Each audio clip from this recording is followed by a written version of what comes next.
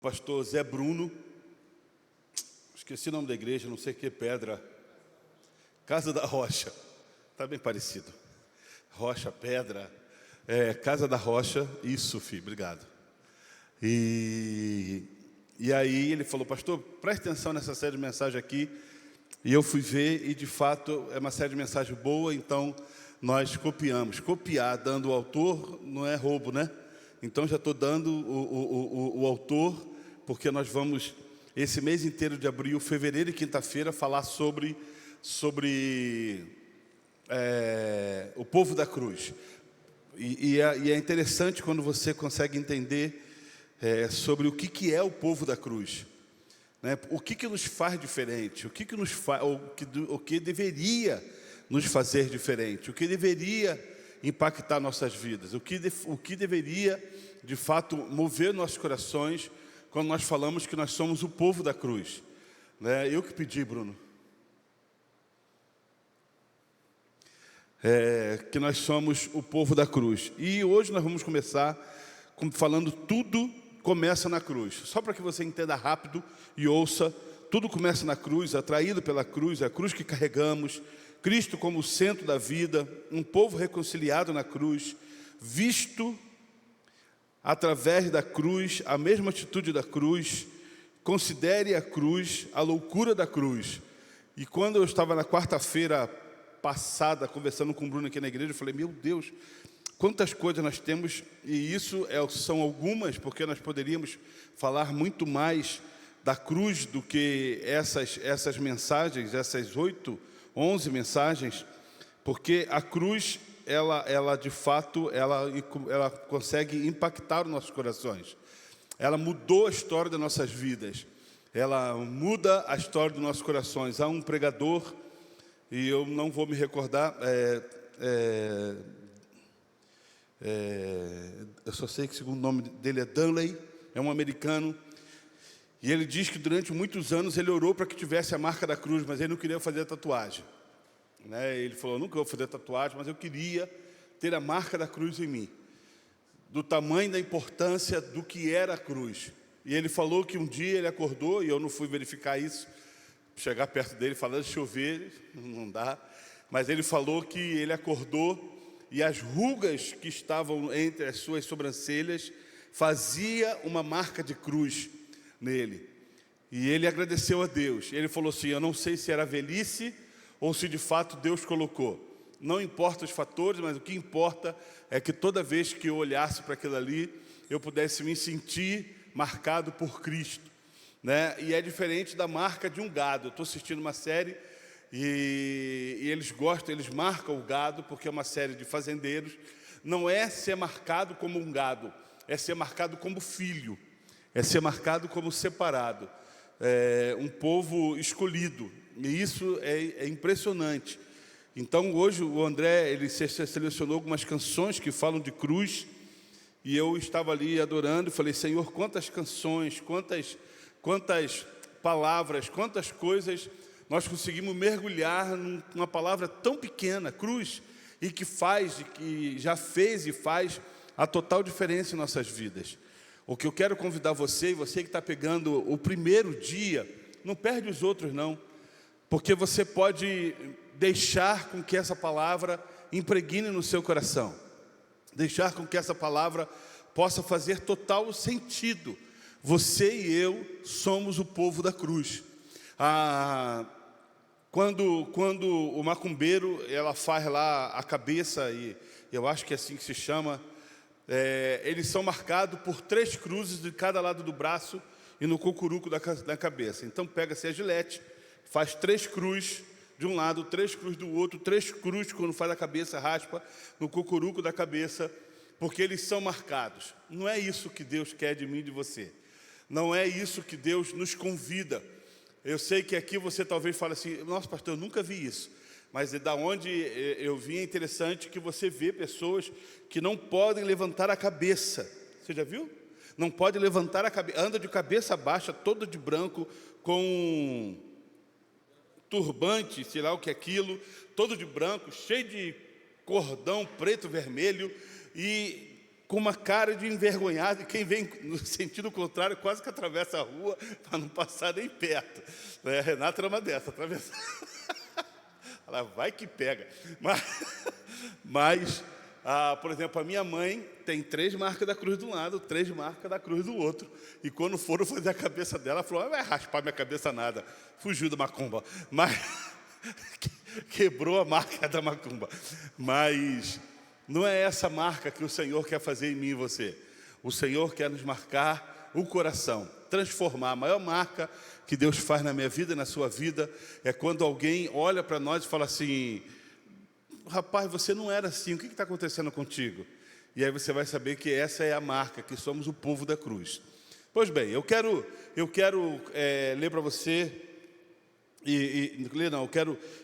eu quero começar a mensagem, que até agora não comecei, quando fala que hoje o tema é tudo começa na cruz. Nesse mês de abril, então, nós vamos falar sobre isso, porque é um mês de Páscoa, e nós estaremos tratando sobre isso. Páscoa fala sobre morte, ressurreição, e nós vamos falar sobre isso. Aí eu quero que você me responda o seguinte: qual é o significado da cruz na sua vida? Claro, você vai falar: porque Jesus morreu na cruz, que lindo. Não, o que ela significa para você? Não sei se você recorda, algum tempo atrás eu coloquei aquela cruz na entrada da igreja, dei os papeizinhos para que você falasse, e aí muitos colocaram amor, amor, amor, amor, amor, amor. Sim, mas o que hoje essa cruz de Cristo simboliza na sua vida? O que simboliza na sua vida, Dudu? A cruz, a palavra cruz. Salvação.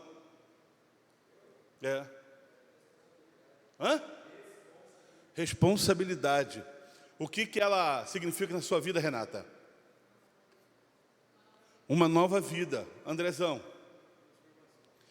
E aí vai. E nós podemos falar: Andrezinho, eu vi que você começou a balbuciar. O que ela significa na sua vida? Missão do pecado, salvação, amor. A cruz de Cristo, ela pode ter várias nuances, e todas elas estão corretas. Vida, transformação. Mas uma cruz, ela pode simbolizar morte. Você concorda comigo? Você vai no cemitério e em cima dos túmulos está o quê? Uma cruz. Quando você chega na avenida principal do cemitério, se podemos dizer assim, né, na encruzilhada principal do cemitério, lá no meio tem o quê? Uma cruz. E aquilo ali, ela pode simbolizar morte. E é interessante que a cruz simboliza a morte, mas a faca na caveira simboliza a vida. Vocês sabiam disso? Que a faca na caveira simboliza vida. Simboliza vida, não simboliza morte. Fala assim: mas pastor, os caras entram matando todo mundo na guerra. Na guerra, isso não começou no Rio de Janeiro, no BOPE, mas é uma história de guerra, que falam que quando as pessoas que estavam sendo perseguidas viam uma caveira com uma faca, eles ficavam em paz, porque a tropa de retaguarda, de paz, estava chegando para protegê-los. Significa vida. Mas uma cruz simboliza a morte. Mas para mim e para você, você falou muitas coisas: amor, vida, transformação. Então há significados, visões diferentes sobre a cruz, sobre a mesma cruz. Há visões diferentes daquilo em que nós achamos, porque nós achamos que ela significa vida, amor, transformação, porque já experimentamos daquilo que aconteceu nela. Mas para quem não experimentou, fala: ai meu Deus do céu, faz o sinal da cruz para poder o quê? Espantar o mal olhado, espantar a macumbaria, espantar o olho gordo, espantar qualquer coisa que não seja daquilo que vem dos céus ou do lado bom da vida, né? Pensando em bom e ruim, né? E aí a pessoa faz o sinal da cruz. Pois bem, quando nós falamos da cruz de Cristo, nós realmente falamos sobre vida, e essa cruz ela tem significados maravilhosos em nossas vidas. Eu quero que você abra lá no livro de Gênesis, porque aonde foi instituída a cruz, eu preciso ir em Gênesis, para que eu e você possamos entender que um dos maiores significados da cruz é entrega, é sacrifício. Uma das maiores significado da cruz se chama sacrifício. E isso está lá em Gênesis. No capítulo 1, versículo 26. Você vai entender lá. 1:26. Gênesis não é difícil achar. 1:26 diz assim: então disse Deus, façamos um homem à nossa imagem, conforme a nossa semelhança. Só até aí. Façamos um homem à nossa imagem, conforme a nossa semelhança. Entende? Façamos. Não tem como eu sozinho falar façamos. Como? Eu sozinho vou falar o quê? Vou fazer. Faço. Singular. Façamos é porque existem mais pessoas para poder determinar o plural. Façamos um homem à nossa imagem, à nossa semelhança. Aqui foi no momento da criação do homem. E eu quero ler depois o capítulo 3, do versículo 1 ao versículo 23. Acompanha comigo aí, porque é o relato da queda do homem. Foi feito um homem, foi feito a mulher, tudo certinho no paraíso, eles dando nome em tudo, comendo o que queriam, vivendo felizes no paraíso. Capítulo 3 chega. Ora, a serpente era a mais astuta de todos os animais selváticos que o Senhor Deus tinha feito. E ela perguntou à mulher: foi isso mesmo que Deus disse? Não coma nenhum fruto da árvore do jardim? Respondeu a mulher à serpente: podemos comer do fruto das árvores do jardim. Mas Deus disse: não coma do fruto da árvore que está no meio do jardim, nem toque nela, do contrário vocês morrerão. Disse a serpente à mulher: certamente não morrerão. Deus sabe que no dia em que dele comeres, seus olhos se abrirão, e vocês, como Deus, serão conhecedores do bem e do mal. Quando a mulher viu que a árvore parecia agradável ao paladar, era atraente aos olhos, e além disso desejável para dela se obter discernimento, tomou do seu fruto, comeu e deu ao seu marido, que comeu também. Os olhos dos dois se abriram e perceberam que estavam nus. Então juntaram folhas de figueira para cobrir-se. Ouvindo o homem e sua mulher os passos do Senhor Deus, olha que maravilhoso, que andava no jardim quando soprava a brisa do dia, esconderam-se da presença do Senhor Deus entre as árvores do jardim. Mas o Senhor Deus chamou o homem e perguntou: onde está você? Ele respondeu: ouvi teus passos no jardim e fiquei com medo, porque estava nu, por isso me escondi. E Deus perguntou: quem lhe disse que você está nu? Você comeu do fruto da árvore da qual lhe proibi comer? Disse o homem: foi a mulher que me deste por companheira, que me deu do fruto da árvore, e eu comi. O Senhor Deus perguntou então à mulher: que foi que você fez? Respondeu a mulher: a serpente me enganou e eu comi. Então o Senhor Deus declarou à serpente: uma vez que você fez isso, maldita é você entre todos os rebanhos domésticos, entre todos os animais selváticos. Sobre o seu ventre você rastejará e pó comerá por todos os dias da sua vida. Porém, inimizade entre você e a mulher, e entre a sua descendência e a descendência dela. Este lhe ferirá a cabeça, e você lhe ferirá o calcanhar. A mulher, ele declarou: multiplicarei grandemente o teu sofrimento na gravidez. Com sofrimento você dará à luz a filhos. Seu desejo será para o seu marido, e ele a dominará. E ao homem declarou: visto que você deu ouvidos à sua mulher e comeu do fruto da árvore, da qual eu lhe ordenara que não comesse, maldita é a terra por sua causa. Com sofrimento você se alimentará dela todos os dias da sua vida. Ela lhe dará espinhos e ervas daninho, e você terá que alimentar-se das plantas do campo. Com o suor do seu rosto você comerá do seu pão, até que volte à terra, visto que dela foi tirado. Porque você é pó, e ao pó voltará. Adão deu à sua mulher o nome de Eva, pois ela seria a mãe de toda a humanidade. O Senhor Deus fez de pele, e com elas o Senhor Deus fez roupas de pele, e com elas vestiu Adão e sua mulher. Pois bem, quando nós lemos esse texto aqui, nós vamos... Lucas está ouvindo o jogo. Lucas, dá retorno para mim aqui. Quando você Está de fone ali, assim, ó, viajando. Quando você ler desse texto aqui, irmãos, há algumas coisas interessantes que você precisa se atentar. Lá no versículo 1, no versículo 4, você vai ver Satanás se opondo a Deus. Desde o começo, uma das estratégias de Satanás é se opor a Deus. Ele gosta de se opor ao Senhor. O negócio dele é se opor a Deus. E quando você vai lendo no versículo, último versículo que nós lemos, 21, você vai ver o primeiro sacrifício acontecendo lá no Éden. O que acontece? Adão e Eva, eles estavam nus. E sabendo que estavam nus, porque o pecado já reinava neles, eles pegaram folhas de figueira para se proteger, para se esconder, para esconder a sua nudez. Quando o Senhor vem, eles ouvem o passo do Senhor, se escondem, o Senhor os chama por eles. Quando eles vêm, Deus fala: o que aconteceu? Ah, Senhor. E Adão, muito frouxo, fala: foi a mulher que tu me deste. A mulher imediatamente fala: foi a serpente que me enganou. E aí Deus começa amaldiçoando de baixo para cima, da serpente, a mulher e ao homem. Mata um animal e da pele desse animal faz vestes. Primeiro sacrifício feito para resgatar foi esse animal. Deus tira a vergonha e mata um animal para fazer roupas para que aquele homem e aquela mulher se vestissem. Você depois acompanha de Gênesis a Apocalipse, de Gênesis a Jesus, sacrifícios acontecendo para remissão de pecado, para restauração, para religar, para trazer de volta, para perdão. Sacrifícios acontecendo na Bíblia para que novamente pudesse ser tocado o coração de Deus. Quando você pega o sacrifício final, que é em Cristo Jesus, na cruz do Calvário, ele não morre somente por aqueles dos dias dele, mas morre por toda a humanidade.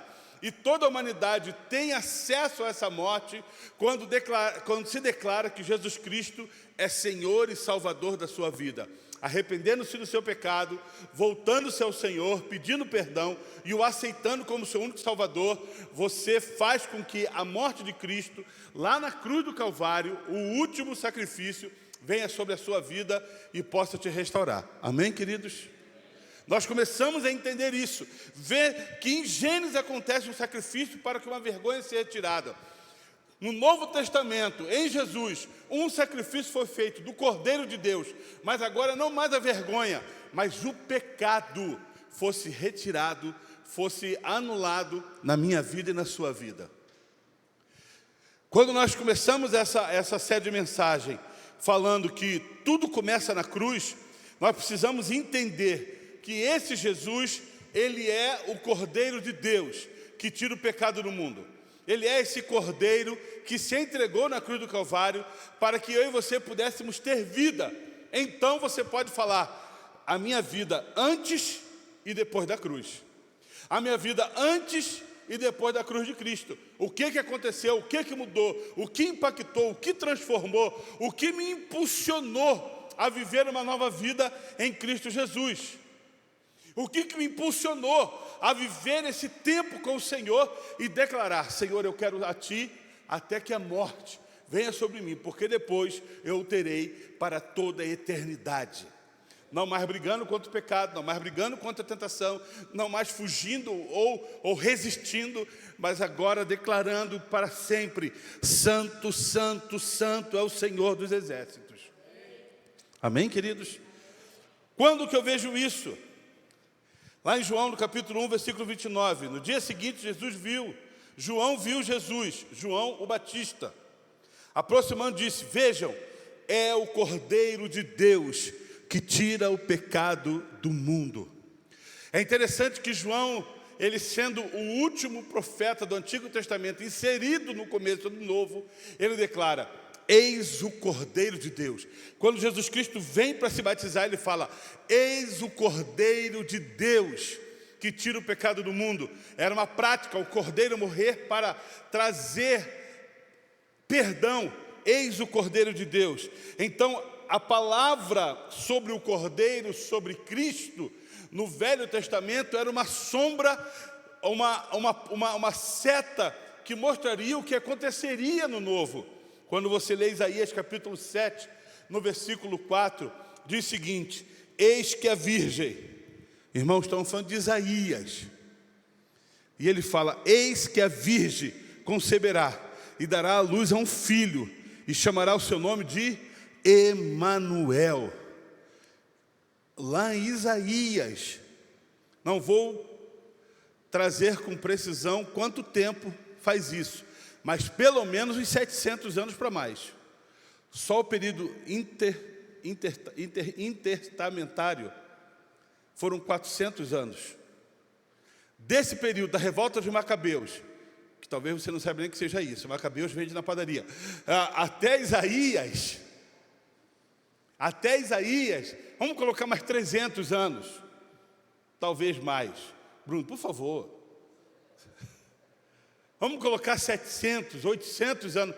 Há 700 anos, aproximadamente, antes de Jesus vir, ele já estava falando: eis que a virgem conceberá e dará à luz a um filho, e esse filho será chamado o quê?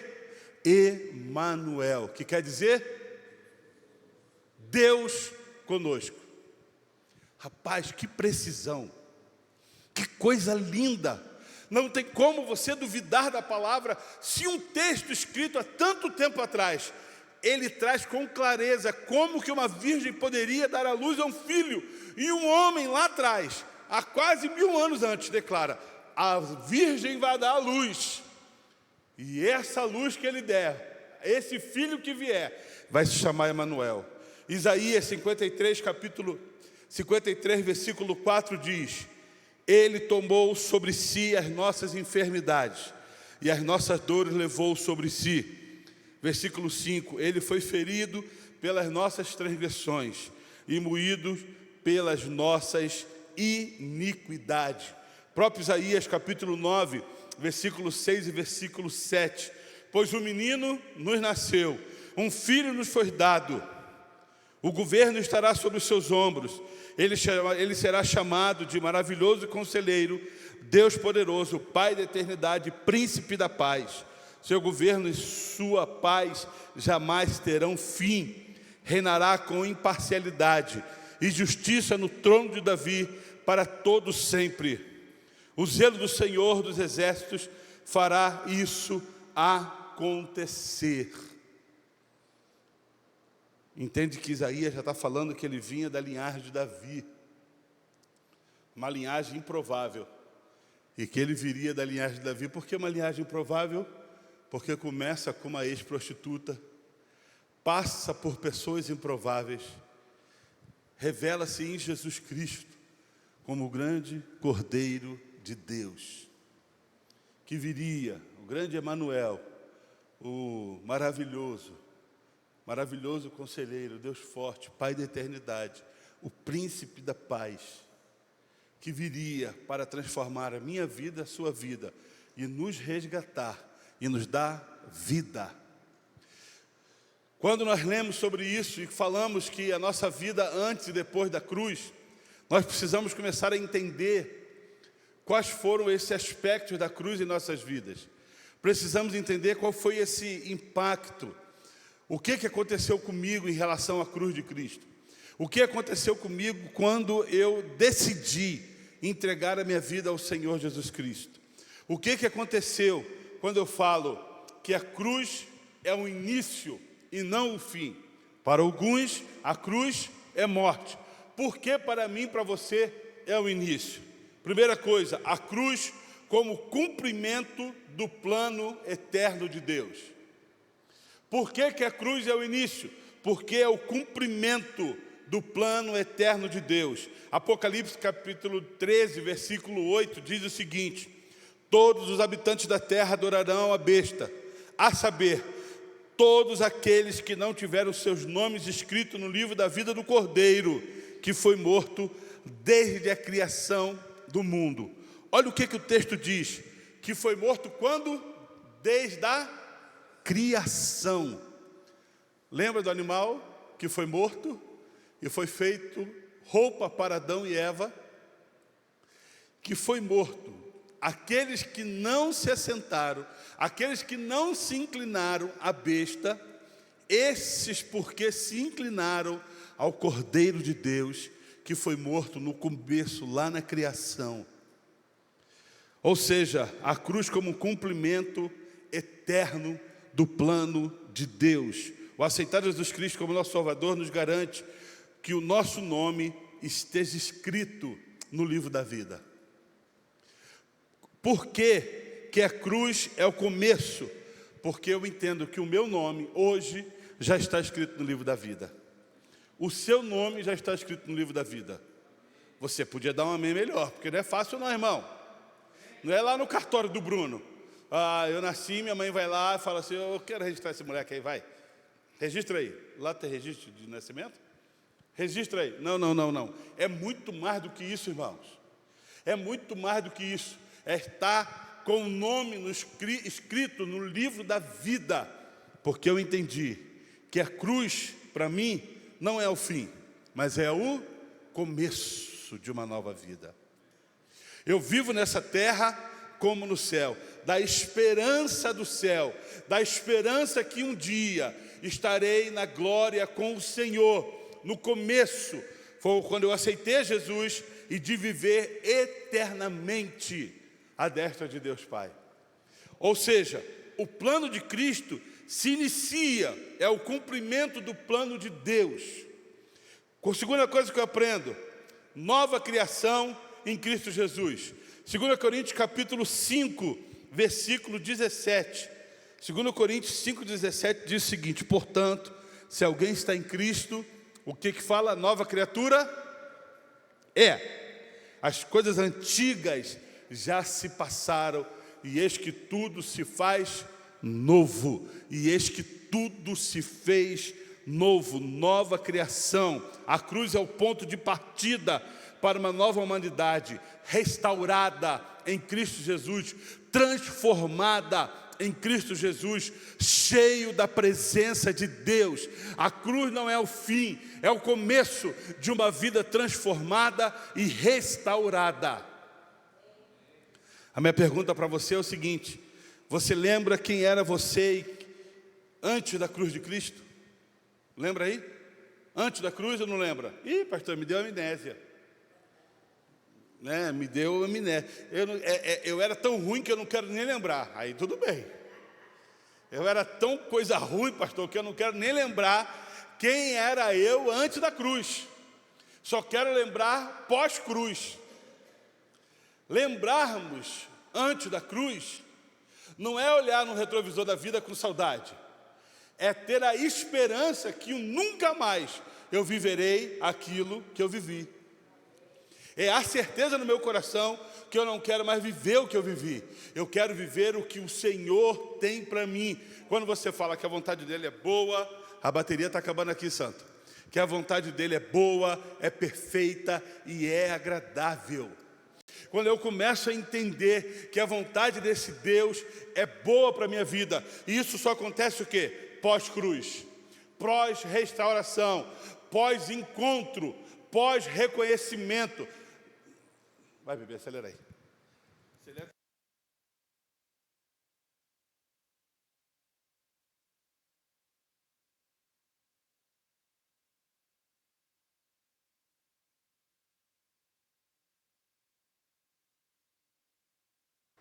Aí que beleza. É quando você começa a entender que pós-cruz somos nova criatura.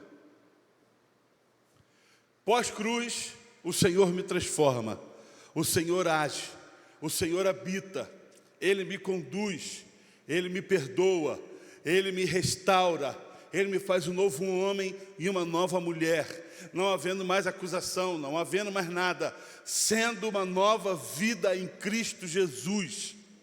A cruz não é o fim, mas é o começo de uma vida transformada e renovada em Cristo Jesus. Aí as pessoas, eu já vi pessoas falando assim: ai, coitada, a pessoa viveu tão pouco, aceitou Jesus e morreu. Porque nós olhamos com os olhos o quê? Humanos. E achamos que a morte é o fim. A morte não é o fim para aqueles que estão em Cristo Jesus. A morte é o começo de uma vida eterna com o Senhor. Ah, pastor, se eu soubesse, eu queria ter aceito Jesus há mais tempo. Aí eu concordo. Mas entender que quando eu aceito, morri, eu acabei com tudo. Não. Ela nos garante, ela nos impulsiona, ela nos leva a viver uma vida em Cristo Jesus. Quando nós temos o impacto da cruz, quando nós aceitamos esse Jesus como nosso Salvador e vivemos com Ele, a cruz nunca pode ser o fim.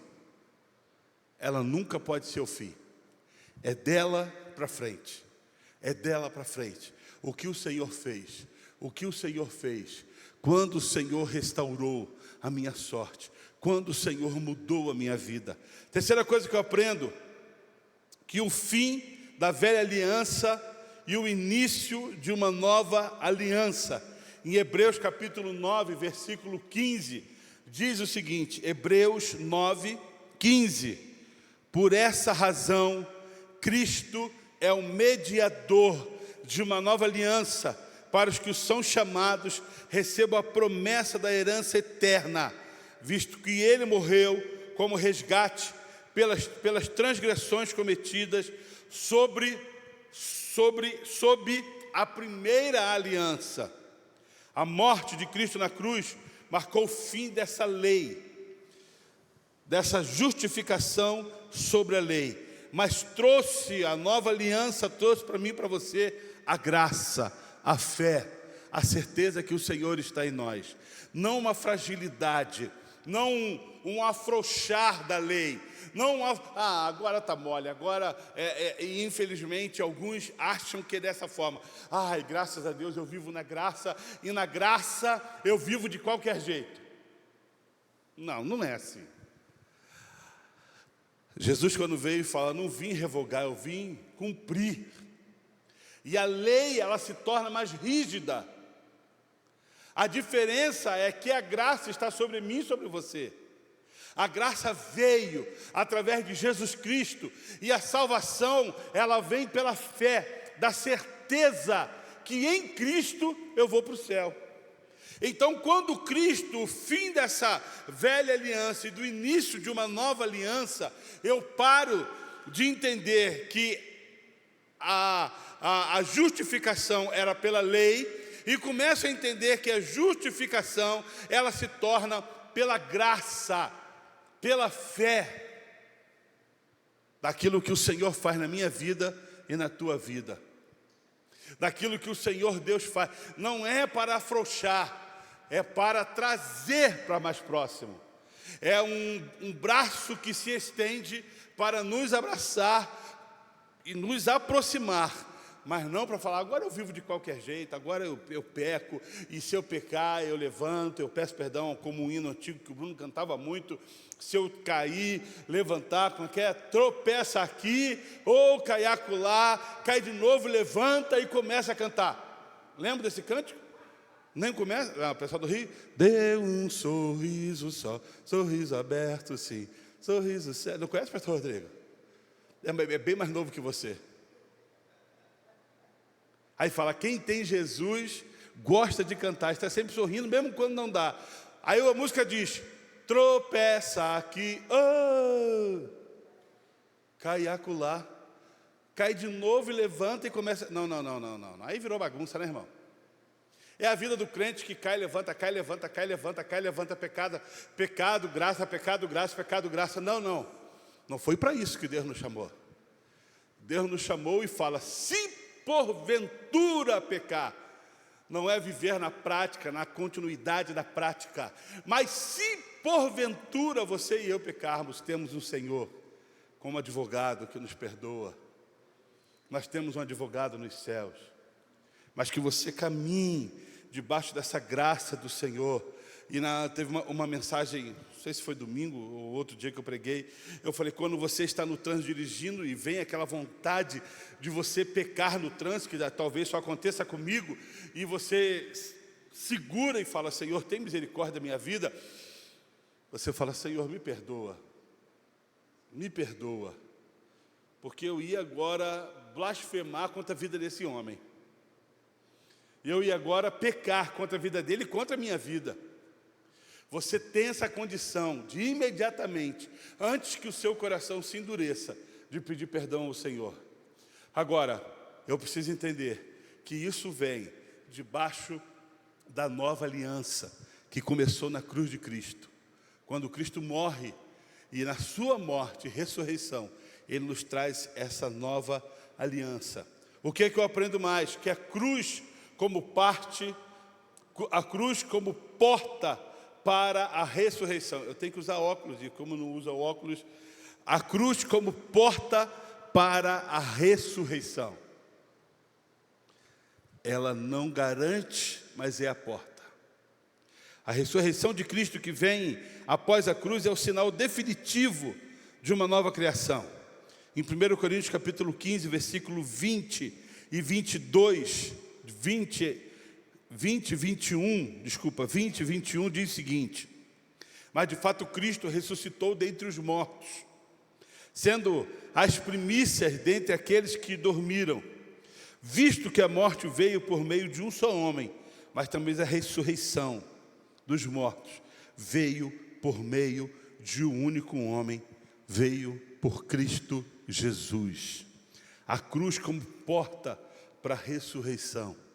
Quando você entende que pós-cruz, tudo começando na cruz, eu entendo que quando eu morrer e Jesus Cristo vier buscar a sua igreja, aqueles que morreram ressuscitarão primeiro para encontrar-se com o Senhor. É a porta para a ressurreição, para encontrar-se com o seu Senhor. É a noiva indo encontrar-se com o noivo. A cruz nos garantiu isso quando Cristo ressuscitou e vencendo a morte. Quando o versículo fala que por um homem, Adão, entrou o pecado, por um homem também trouxe o perdão, trouxe a vida eterna, trouxe a restauração, a certeza do perdão em Cristo Jesus.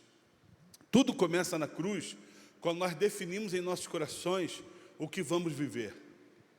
Tudo começa na cruz, quando nós definimos em nossas vidas como será a nossa vida, quando você levanta a sua mão, quando você reconhece o seu pecado, quando você se arrepende, pede perdão ao Senhor e decide viver uma vida com Cristo.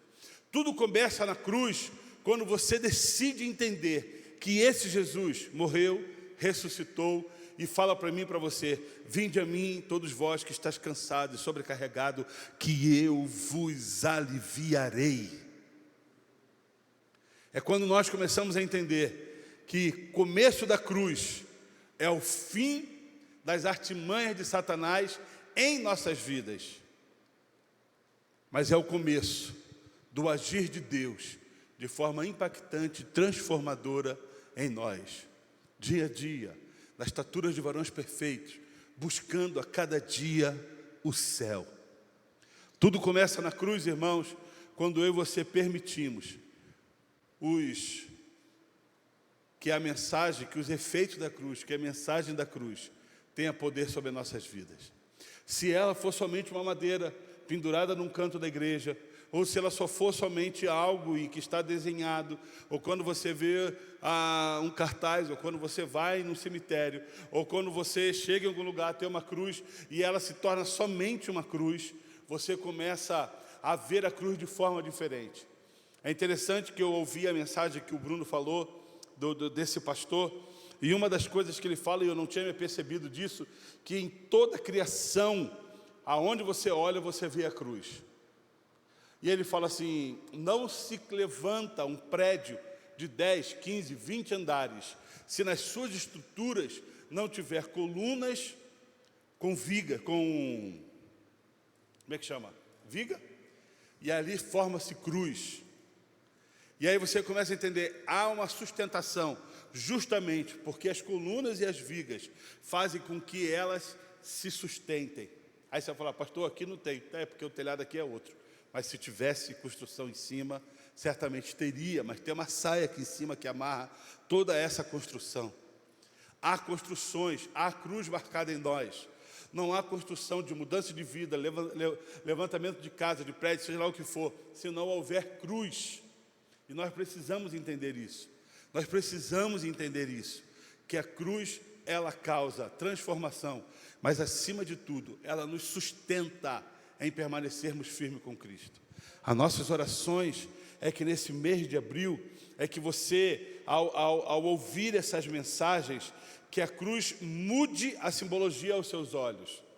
Não somente uma madeira que fica, não somente um crucifixo, não somente algo, não. Mas quando você olha a cruz, você possa falar, foi através dela que eu estou aqui.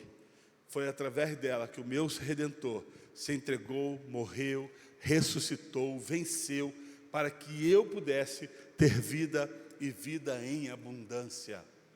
Porque por isso que a cruz do cristão é uma cruz vazia. Ela não tem um Cristo pendurado. Ela não tem uma imagem pendurada. Ah, pastor, é errado eu usar uma cruz no meu cordão? Não. É errado eu colocar uma cruz na minha pulseira? Não. Desde que essa cruz esteja vazia, porque ela foi vencida. Ó morte, onde está a sua vitória? Jesus venceu a morte. A cruz está vazia, para que ninguém mais possa subir nela, mas que ela represente que pós aceitar a Jesus Cristo, tudo se faz novo. E que esse novo você viva todos os dias.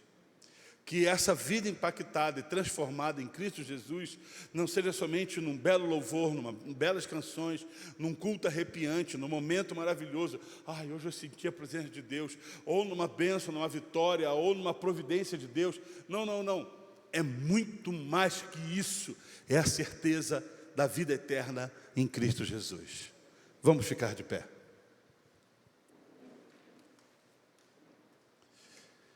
Eu quero convidar você, queridos, a viver essa cruz. Para os romanos, a cruz era vergonha, era escárnio. Não presta, mata através da cruz. Para muitos, ela era símbolo de derrota, de vergonha. Mas para nós, é o manifestar, é o cumprir da presença de Deus. A palavra que antes proferida, no Novo Testamento, realizada e em nós viva, transformadora em nossos corações. Não mais vergonha, não mais morte, mas agora através da cruz, ela gera vida, e vida em abundância. A cruz, e através dela, foi dado início a uma nova vida espiritual. Através da cruz é dado início, através de uma nova vida espiritual. E eu convido você nessa noite a viver essa nova vida em Cristo Jesus. Pastor, mas eu já aceitei a Jesus há muito tempo, aleluia. E louvado seja o Senhor por isso, porque eu também aceitei a Jesus. Mas eu preciso ter esse entendimento, que a cruz simboliza o início. Tudo começa na cruz de Cristo. Não tem como se iniciar uma vida cristã se você não declarar Jesus, se você não entender a cruz de Cristo, se você não entender a vitória, a mensagem, como nós cantamos aqui. Sim, eu amo a mensagem da cruz. Qual a mensagem? E declara, até morrer eu vou proclamar. Proclamar o quê, se você não entendeu nem o começo dela? Eu amo a mensagem da cruz. A mensagem de vida, de perdão, de amor, de entrega, de cumprir promessa. Uma mensagem do Senhor em nós. Pai, eu quero te louvar e agradecer a Ti, ó Deus, por tudo que o Senhor tem feito em nossas vidas. Eu quero te agradecer, ó Pai, porque a cruz não é algo para somente se colocar na cabeceira de uma cama, num enfeite, num buffet, ou dentro da igreja, esquecida a semana toda e relembrada em cada reunião. Mas a cruz é algo real para ser vista e vivida. A cruz é algo real para ser entendida. A cruz é algo real quando nós olhamos para nós, reconhecemos pecado, pedimos perdão, voltamos atrás e vivemos em Cristo Jesus. A mensagem da cruz é uma mensagem que tem que ser latente, que tem que tocar em nossos corações e mover as nossas vidas, não de forma superficial, mas de forma profunda, real, transformadora. Uma mensagem que move os nossos corações, uma mensagem que transforma, não com arrepios, não com lágrimas superficiais, mas algo que seja tão profundo, que traga na vida do homem e da mulher lágrimas profundas de transformação. Nessa noite, ó Pai, nós queremos te agradecer e declarar nesse lugar que nós somos o povo da cruz, o povo que foi transformado, o povo que foi lavado, o povo que foi redimido, o povo que foi perdoado, o povo que aceitou, o povo que foi regenerado, adotado, Deus, justificado pelo poder da cruz de Cristo.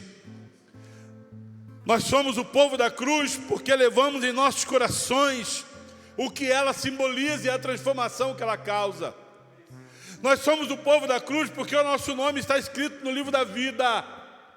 Nós somos o povo da cruz porque entendemos que sem preço, que sem vida no altar, não há salvação, não há vida espiritual.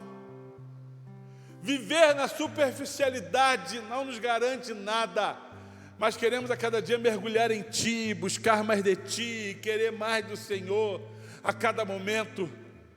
Nos ajude a ser o povo da cruz, ó Pai, o povo transformado, lavados. Nós somos gratos por essa série que se inicia hoje e que sejamos a cada dia impactados pela cruz de Cristo, impactados pelo Teu amor, impactados por uma ferramenta que era de dor, de vergonha, de escárnio, mas ela tornou-se uma ferramenta de transformação, de vida. Obrigado, porque assim as nossas vidas, nós éramos perdidos, pecadores, mas aonde o Senhor passa, o Senhor transforma, e assim como transformou as nossas vidas. Muito obrigado, ó Pai, nós somos gratos ao Senhor. Obrigado por esse tempo que juntos passamos. Leva-nos para as nossas casas, nos dê uma noite de paz e descanso, e que o Teu amor e a Tua graça renove nossos corações a cada dia, e que esse final de semana sejamos restaurados, renovados pelo poder que há em Cristo Jesus, ó Deus. Nós oramos, e que a graça do nosso Senhor e Salvador Jesus Cristo, que o amor de Deus, o nosso querido Pai, e que a doce consolação do Espírito Santo seja presente com cada um dos nossos irmãos, desde agora e para sempre. Você pode dizer amém, queridos? Deus te abençoe, vá em paz e na paz do Senhor Jesus.